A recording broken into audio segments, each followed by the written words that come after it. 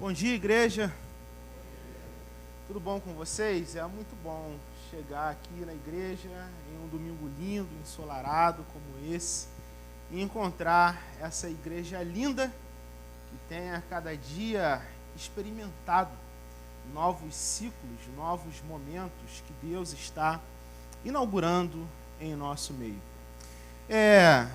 Assim como nós falamos no domingo passado, a nossa igreja está dando início a mais uma série de mensagens. Nós pregamos o primeiro sermão no domingo passado, que deu origem a uma série que nós denominamos de A Jornada da Cruz. A partir das manhãs, nós vamos trazer pregações sobre o que significa a Páscoa. E uma vez entendendo o que significa a Páscoa, o que então isso muda, altera na sua vida. E nós vamos terminar essa série no primeiro final de semana de abril, porque nós vamos ter o nosso musical de Páscoa. Hoje eu cheguei aqui cedo, estava a Jéssica ensaiando com o pessoal, está maravilha. Vocês se lembram, né, como é que foi o musical do ano passado. Tenham certeza que esse ano não vai ser diferente.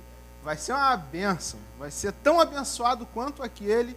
E assim como vocês se surpreenderam no ano passado, vocês vão se surpreender nesse também. Segura essa, Jéssica. Fica desesperada aí não.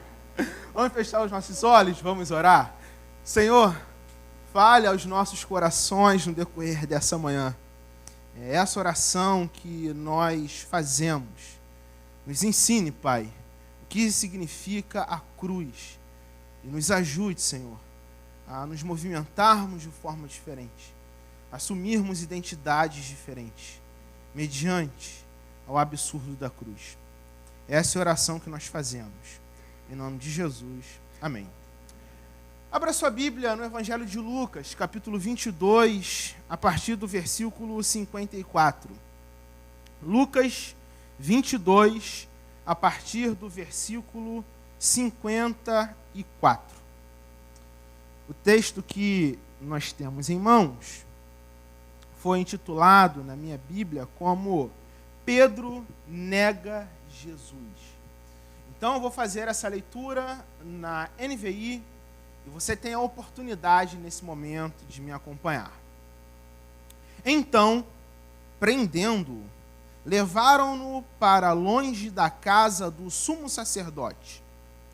Pedro o seguia de longe, quando, porém, acenderam uma fogueira no meio do pátio e sentaram ao redor dele.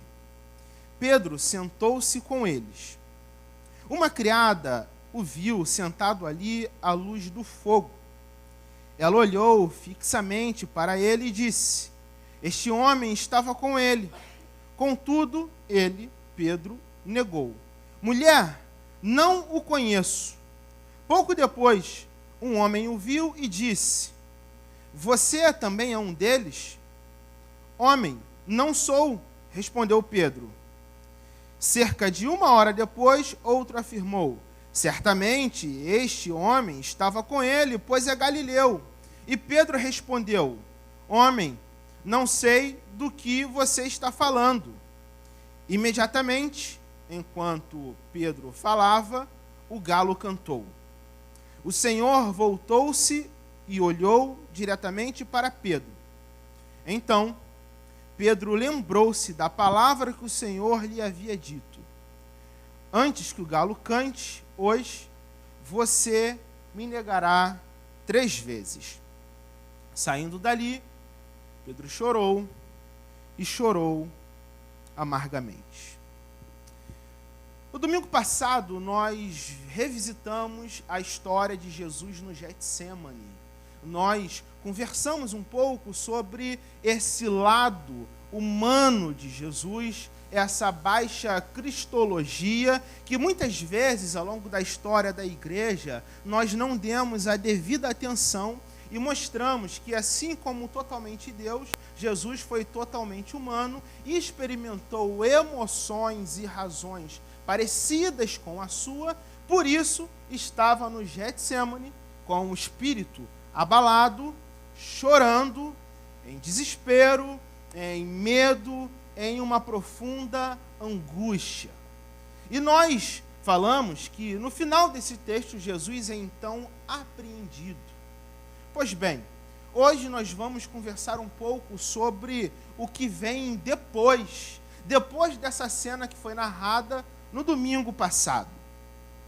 Aqui nós estamos diante do momento em que Jesus é preso, em que Jesus é atraído por Judas, em que Jesus é levado para ser julgado injustamente, e Pedro, aquele mesmo discípulo que na última ceia, no último momento de mesa com Jesus, é aquele que se levanta e diz: se alguém aqui vai te trair, certamente essa pessoa não serei eu. Pedro é aquele que está observando Jesus ser injustamente julgado de longe. O galo canta, e Pedro então chora, e não chora de qualquer forma. Pedro chora amargamente. Meus irmãos, eu não sei como você lida exatamente com isso, mas aqui nós identificamos que Pedro chora. Pedro chora amargamente. Pedro chora com um choro que emana de suas entranhas.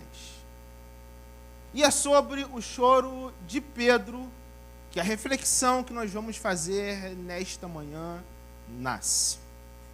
Eu não sei como você lida com isso, mas nós vivemos em uma sociedade, em um mundo, em que o choro se torna um símbolo de fraqueza. Choro é uma expressão de vulnerabilidade. Por conta disso, em muitas das ocasiões, o choro aparece como um motivo de vergonha. Quando eu era criança e estudava no Turminha Sabida, como uma boa criança, às vezes eu me metia em alguns tipos de confusões. E sempre quando eu brigava na escola, eu era afetado por uma vergonha, porque eu era daquele tipo de criança que antes de começar a briga com os meus amiguinhos, eu já começava a chorar. E geralmente eu brigava porque estava chorando. Porque antes de brigar eu começava a chorar, e aí começava, tá chorando. Aí, para não perder a completa dignidade, eu partia então para as vias de fato. Eu não sei se você é assim, espero que não. Preserve a saúde física das pessoas que estão ao seu lado, mas eu não sei se você é desse tipo de pessoa que, ao lidar com essa sensação de estresse profundo, chora. Eu era assim. E eu me meti em confusões, e como chorava, eu então tinha que dar um jeito naquilo. Porque os choros que eu chorava me envergonhavam. Por quê? Porque eu nasci em um tipo de sociedade que apresenta um tipo de censura para o chorar. O choro é para aqueles que fracassam. Por isso não tem outra coisa para fazer mesmo a não ser chorar. O choro é para aqueles que estão infelizes. Quem está feliz, sorri. Quem está triste, chora. O choro é minimamente para as pessoas que estão em um enquadramento de desestabilização emocional. Porém, apesar do choro ser um símbolo de representatividades negativas na sociedade em que nós vivemos, para nós, o choro também é uma explosão da vida humana. Porque, veja bem, eu não sei se todo mundo aqui é mãe. Na verdade, eu tenho certeza que não. Nós temos pessoas aqui que ainda não experimentaram esse milagre da maternidade, e outras que estão nessa expectativa justamente agora. Irmã Jéssica está aqui conosco, ela é a nossa secretária executiva da Juventude Batista Brasileira, juntamente com o pastor Ricardo, e eles estão nessa esperança gostosa que estão esperando um filhinho. Bem, é isso. É isso, vamos ficar por aí. Eles estão com essa... Porque eu vou tirar a gente do armário aqui. Eles estão com essa esperança. E eles sabem que em alguns dias, talvez em alguns meses, um choro vai invadir uma sala de hospital. Um choro vai invadir o espaço do quarto. E quando esse choro de bebê chegar, eles vão chorar juntos. E esse choro jamais sairá da lembrança deles. Porque nós conhecemos a vida através do choro. E assim como nós conhecemos a vida pelo choro, também é verdade que nós nos despedimos da vida com o choro. Há 2 dias atrás, eu estava com uma família dessa igreja, experimentando esse fechamento da vida aqui na terra, essa transição da vida que sai da terra e alcança os céus. Eu estava com uma família dessa igreja, chorando com eles, pois estavam enlutados. Isso significa que o choro é essa experiência humana que dá as boas-vindas para a vida e que também se despede da vida.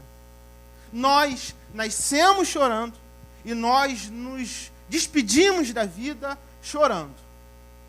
Dessa forma, nós poderíamos dizer que, apesar de ser rejeitado, apesar de ser entendido como um sinônimo de fraqueza, apesar de ser visto como algo em que nós devemos se envergonhar, o choro é um dos principais aliados da vida humana. Não tem como viver sem chorar. O jesuíta Antônio Vieira, um dos pais da literatura portuguesa, entendeu isso. E em uma das suas pregações, falando sobre o choro, ele trouxe algumas palavras que são muito impressionantes para nos ajudar, então, a pensar o que significa a arte de chorar. Antônio Vieira, em uma das suas pregações, disse: vocês já perceberam que todos os sentidos humanos possuem uma única vocação? Os ouvidos nasceram para ouvir. A língua encontra a sua razão de ser ao sentir sabor. O nariz veio ao mundo para cheirar. Mas somente os olhos possuem 2 ofícios: ver e chorar. E esse clássico da literatura portuguesa, esse herói dentro da literatura no Brasil colonial, vai dizer: os olhos não só nasceram com 2 grandes competências, os olhos não só nasceram para ver e chorar, mas o nosso choro geralmente se dá em consequência daquilo que a gente vê. Nós choramos porque vemos alguma coisa. Nós choramos porque antes os nossos olhos se deparam com algo. Em 2006, eu era apenas um jovem, um junior, que amava a seleção brasileira. E até hoje eu sou motivo de piada na minha casa por ter chorado quando o Brasil foi eliminado para a França. Eu não acreditava que aquilo poderia acontecer. Bem, nossos olhos choram porque se deparam com algo. A pergunta que hoje nós precisamos fazer aqui, e uma pergunta que se manifesta como uma pergunta fundamental para a gente entender esse texto que nós acabamos de ler, é: o que os olhos de Pedro contemplam que o fazem chorar? Quando nós olhamos para esse texto, nós vamos perceber que Pedro chora, não chora de qualquer jeito, chora amargamente, porque os seus olhos viram a autossuficiência. A história que eu estou contando é a continuação de um episódio dramático para a vida de Pedro. Durante a última ceia, Jesus estava com os seus discípulos, eles estavam celebrando a Páscoa, a festa que para os judeus celebrava o dia em que os hebreus foram livres das mãos de Faraó. Esses discípulos estavam em festa quando, de repente, Jesus anuncia que em breve seria traído por um de seus discípulos, seria então negado por eles. E Pedro, como esse discípulo impulsivo, Pedro que materializa em si muitas das nossas emoções, Pedro que é aquele em que, olhando para a vida dele, às vezes a gente se lê, porque era demasiadamente humano e não tinha medo de expressar a sua humanidade. Ele é aquele que, quando observa esse anúncio de Jesus, se levanta e diz: Jesus, que história é essa? Eu não serei aquele que vou te negar. Talvez esses discípulos de meia tigela podem até te negar, mas eu não. Porque eu sou diferente. Eu vivi mais coisa contigo. Eu caminhei mais com você. Eu sou mais homem, eu sou mais corajoso do que esses discípulos aí. Se alguém aqui for te negar, certamente essa pessoa não será eu. E o texto prossegue.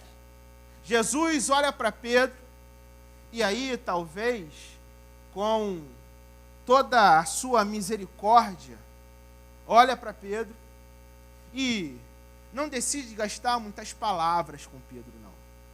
O que Jesus diz é o seguinte: tudo bem, Pedro, antes que o galo cante, você me negará 3 vezes. Jesus anuncia que seria traído. E Pedro, no auge da sua confiança em si mesmo, no ápice da sua confiança na sua palavra, é aquele então que se encontra nesse exato momento, juntamente com outros espectadores, observando Jesus ser injustamente acusado, observando Jesus ser agredido, Jesus ser humilhado. O profeta disse: ferirei o pastor e as ovelhas se espalharão. E Pedro é um desses que se espalha. Quantas vezes na vida a gente é capaz de fazer coisas que outrora a gente duvidaria que seria capaz de fazer, não é? Quantas vezes, ao longo da nossa história, a gente pensa que determinados esbarrões ou acidentes seriam impossíveis para a gente, mas às vezes a gente acaba caindo na mesma cilada que vimos outras pessoas caírem. Esse aqui foi o quadro de Pedro.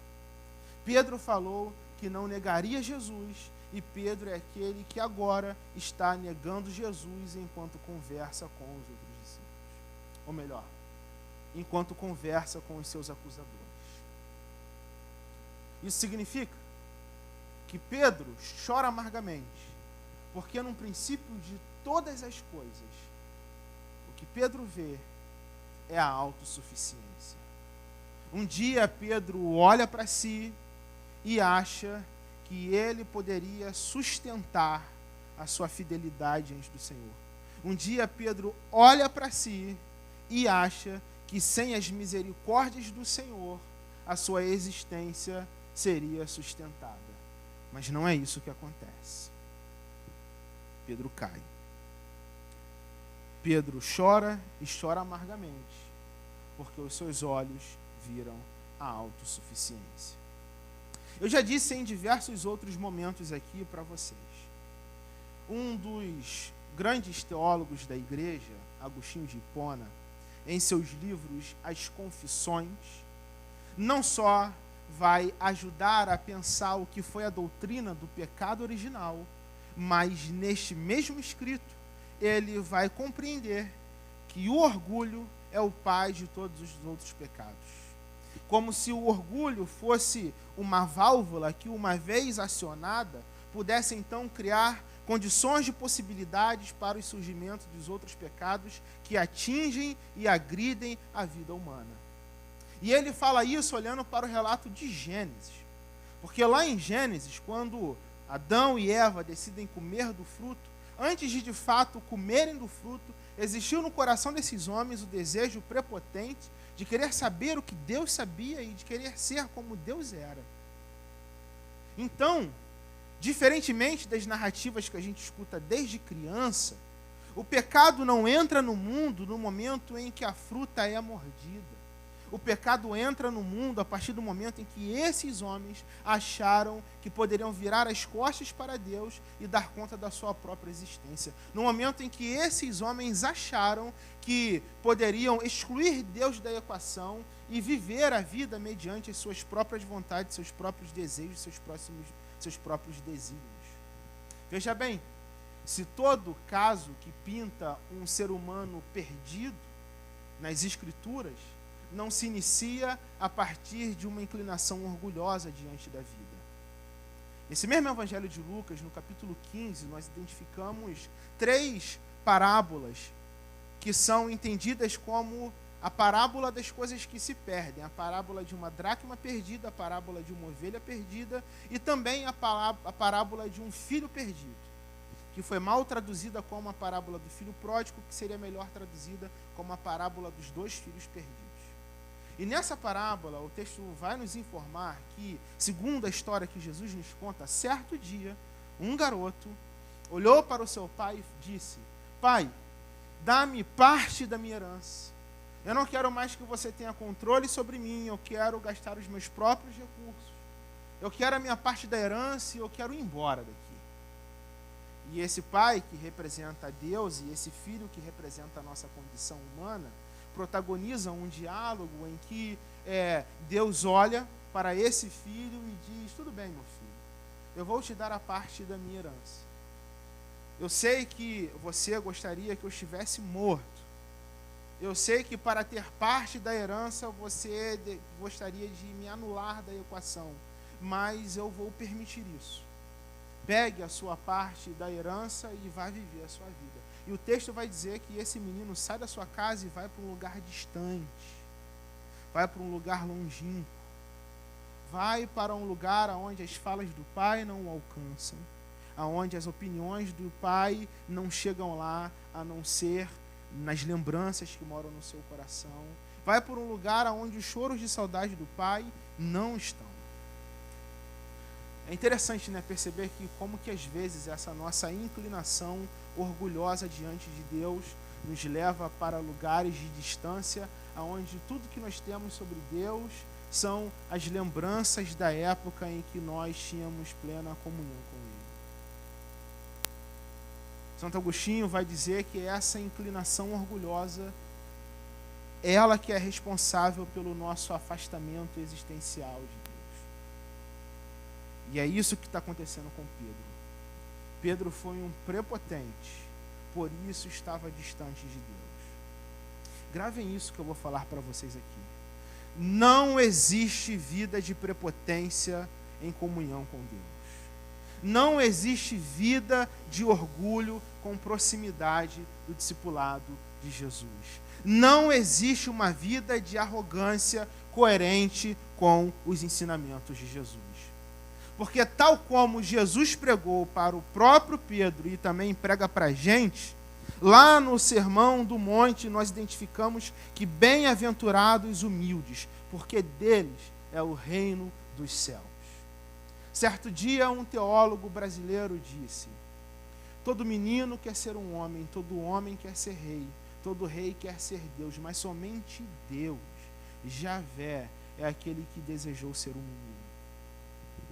Não existe possibilidade nessa terra de agradar a Deus e se movimentar na história, na vida, movidos pela prepotência e ao mesmo tempo ser fiel a Deus. Se nós queremos ter uma vida de fidelidade e coerência diante de Jesus, certamente a autossuficiência, o orgulho e a vaidade precisarão ser deixados para trás. Pedro chora e chora amargamente, porque os seus olhos viram a autossuficiência. Mas o texto também vai nos informar que Pedro chora amargamente, porque ele vai ver Jesus de longe. O texto vai nos informar que Pedro está sendo confrontado pelas pessoas que passam em seu entorno. Veja bem, interessante perceber, às vezes os discípulos de Jesus têm dificuldade mesmo de lidar com a exposição. Pedro só quer chorar sozinho, calado, quieto, longe dos olhos das pessoas. E o texto vai nos informar que as pessoas chegam até ele e dizem: acho que eu te conheço. Você não é aquele que andava com Jesus? Você não é esse que tem aquele sotaquezinho de Galileu? Eu acho que você se parece com Jesus. Vem cá, você deveria estar aí? Você não deveria estar lá, não? Sofrendo junto com o seu mestre, e Pedro vai negar por várias vezes: não, esse não sou eu. Não, eu nunca andei com Jesus. Não, eu não, você está me confundindo. É complicado isso, né? Isso acontece com a gente, aconteceu com Pedro também. Eu lembro uma vez que eu fui fazer uma viagem para São Paulo. E aí, olha só, fazia uma viagem de carro para São Paulo. Na época eu era pastor de jovens. E aí existia um casal que estava namorando na igreja. E aí, sabe assim aquele Santo Graal? Que é Santo Graal que fala, gente? Ou estou confundindo com o filme? É Graal, né? Falei do filme aqui, né? Exatamente, estou igual o Chaves. Aí eu fui passar no Graal para perder um rim lá dentro do Graal. E aí, gente, em São Paulo, sou carioca até a medula, em São Paulo, fui na lojinha de conveniência, eu tô lá comprando meu M&M, meu docinho, tô largando essa vida, gente, graças a Deus. Mas eu lembro que quando eu viro o rosto, eu dou de cara com o casal abençoado em São Paulo. E aí o pessoal falou: pastor, não vou nem falar nada não, é isso mesmo que você está vendo. Isso de alguma maneira está acontecendo com Pedro. Pedro quer passar por essa experiência sozinho, no anonimato. E as pessoas estão indo a Pedro. As pessoas estão confrontando Pedro. As pessoas estão relembrando a Pedro quem ele é. Afinal de contas, se a gente não prega, as pedras clamam. As pessoas estão relembrando a identidade de Pedro. Só que Pedro não está ao lado de Jesus, sofrendo com Jesus. O texto vai nos informar que de longe Pedro via Jesus. Meus irmãos, aqui mora um problema que poucas vezes a gente dá a devida atenção. Porque Pedro está olhando a Jesus de longe. Mas o lugar dos discípulos de Jesus é próximo ao seu mestre. Todo rabino, nos tempos de Jesus, possuía um discípulo, um talmidim. E existia nessa relação entre rabino e talmidim uma expressão, um ditado popular, onde os rabinos diziam para os outros talmidins: cubram-se das poeiras dos seus rabis. Estejam tão próximos dos seus rabinos que vocês vão ser sujados pelas poeiras que saem das sandálias enquanto eles caminham pelas terras das ruas. Estejam tão próximos a eles, permitam que suas palavras definem o seu caráter, permita que as suas decisões balizem as suas decisões, estejam tão perto deles que a proximidade mínima deles vai transformar vocês em outro tipo de pessoa. Para as relações de discipulado que Jesus conheceu e que Jesus praticou, o talmidim precisava sempre estar necessariamente perto do seu rabino. E aqui nós observamos que Pedro está assistindo aquela cena de longe. Meus irmãos, a distância não é um lugar para os discípulos de Jesus. Discípulos de Jesus são aqueles que estão perto do seu mestre.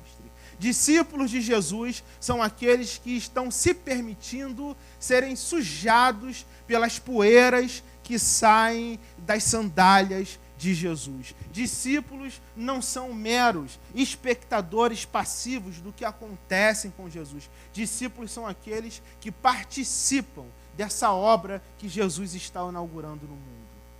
Pedro chora amargamente porque vê Jesus de longe. O lugar de Pedro não era distância, o lugar de Pedro era proximidade. Mas, meus irmãos, de fato não existia um outro lugar para Pedro estar, a não ser longe de Jesus, porque antes os olhos de Pedro viram a autossuficiência. Deixa eu falar um negócio com vocês. Não é novidade para ninguém. Nós estamos revitalizando essa igreja. Há um ano atrás, quando nós chegamos aqui, nós tínhamos 9 membros ativos. E nós estamos trabalhando para construir uma igreja em células. Escutem isso que eu vou falar para vocês agora. A célula não tem um fim em si mesma. A célula não foi estabelecida para ser redundante. A célula existe para viabilizar o discipulado. Hoje nós estávamos ali dentro daquela salinha improvisada. Eu, Murilo, Anderson, e nós falamos isso taxativamente. Nós não estamos construindo células para organizar uma multidão. Nós estamos trabalhando com células para otimizar o discipulado. Por quê? Porque nós entendemos que discípulos verdadeiros de Jesus não veem a banda de Jesus passar pela janela. Discípulos de Jesus são aqueles que estão na proximidade de Jesus, aprendendo com Jesus, caminhando ao lado de Jesus. Bem, o texto vai nos informar que Pedro chora e chora amargamente, porque viu a autossuficiência, porque viu Jesus de longe. Mas chora e chora amargamente, porque por último foi alvo do olhar penetrante de Jesus. A parte final desse texto vai nos informar que Pedro está à distância, vendo Jesus ser acusado, vendo Jesus ser humilhado. Mas existe um momento, após as 3 negativas, que Jesus olha.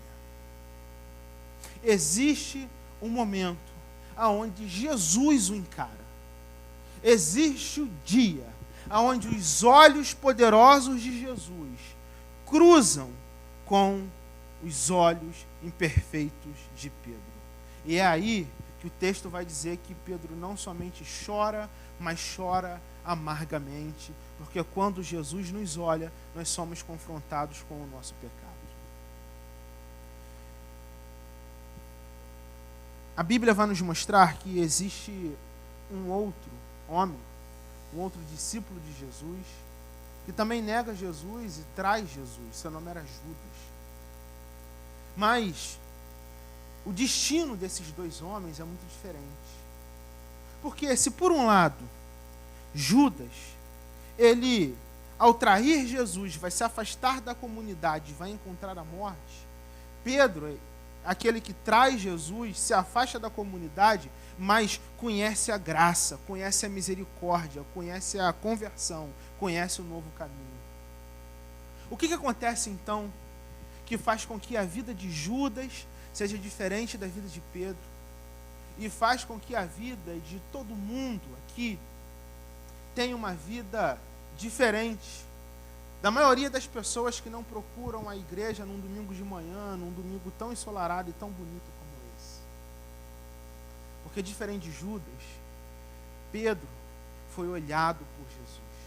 Diferente de Judas, o olhar de Pedro invadiu, o olhar de Jesus invadiu o olhar do Pedro. E quando o olhar de Jesus vem em direção às nossas vidas, O olhar de Jesus vê coisas que o olhar humano não vê. O olhar de Jesus encontra dimensões que às vezes nem mesmo a gente conhece nessa nossa existência. E é por conta disso que o olhar de Jesus gera vida e gera vida em abundância. É por isso que eu queria encerrar essa mensagem deixando uma pergunta para você. Se aqui nós observamos o que os olhos de Pedro enxergam que o fazem chorar, nós precisamos terminar essa mensagem dizendo, a partir do olhar de Jesus, o que significa ser olhado por Ele? E por que o olhar de Jesus faz do nosso choro comum um choro amargo? Por que o olhar de Jesus faz do nosso choro trivial um choro transcendente? Por que o olhar de Jesus faz do nosso choro um choro único e um choro que é chorado uma vez só? Porque quando a gente olha para as Escrituras e quando a gente olha Deus olhando para os seus personagens, nós vamos identificar que quando Deus então olha para o seu povo é liberto do pecado. Quando Deus olha para o povo é liberto do jugo da escravidão. Quando Deus olha para o povo conhece um destino outro que não é o exílio. Quando Deus olha para Davi, aquele menino franzino, menor de sua casa, Deus olha para um futuro rei, mesmo com que os seus irmãos o enxergassem como um caçula. Quando Deus olha para Jacó, o enganador, como o próprio nome já diz, Deus vê Israel, aquele que luta com Deus e prevalece vivo. Quando Deus um dia olhou para você, Deus já via coisas que nem mesmo você enxergava. Deus já via conversão, restauração e salvação. É por isso que eu digo para vocês, meus irmãos, Jesus está olhando para a gente hoje. E quando Jesus olha para a gente, o olhar penetrante de Jesus invade uma dimensão que às vezes nem mesmo a gente conhece. Uma dimensão que deixa por terra todos os olhares estigmatizantes que a sociedade coloca sobre a gente. Mas um olhar também que penetra em dimensões que mostra para a gente as arestas da vida que precisam ser aparadas, os descaminhos da vida que às vezes a gente se insere, e apresenta para a gente um novo rumo que precisa ser tomado. É justamente entendendo que nós somos movidos e transformados pela esperança desse novo rumo que eu quero pedir a vocês, Igreja Batista Orla Rio. Não sejam tomados pela autossuficiência, pelo orgulho e pela vaidade. Porque uma vez orgulhosos e vaidosos, nós vamos nos afastar de Jesus. E o nosso lugar não é a distância de Jesus. O nosso lugar é próximos a Jesus, permitindo com que a gente se suje com as poeiras dos seus pés. Porque, uma vez próximos a Jesus, nós saberemos quando é a hora e quando é o dia de sermos então olhados por Ele. E se você hoje chegou aqui nessa igreja, se sentindo distante de Jesus, ou não só se sentindo, mas sabendo que está distante dele, Jesus te olha nessa manhã. Jesus está te olhando. Jesus conhece o seu caminho, Jesus conhece as suas decisões, Jesus conhece os seus medos, Jesus conhece suas potencialidades. E sabe que às vezes você se deixa levar por elas, por isso é orgulhoso. Mas Jesus quer olhar para você hoje.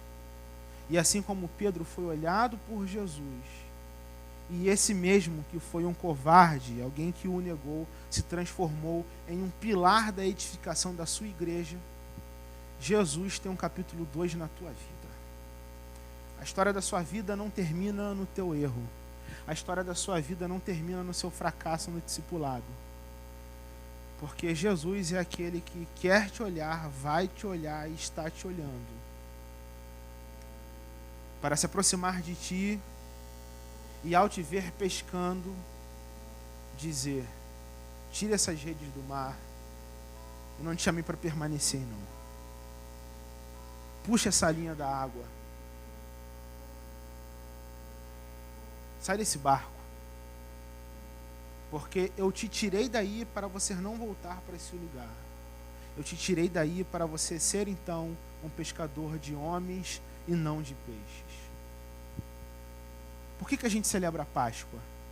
A gente celebra a Páscoa para lembrar que na cruz Jesus apresenta um novo caminho para a gente.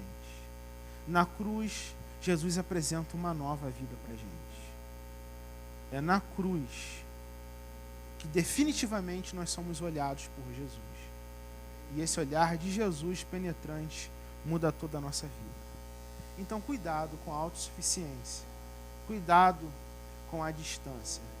Jesus quer te olhar. Jesus te olha hoje.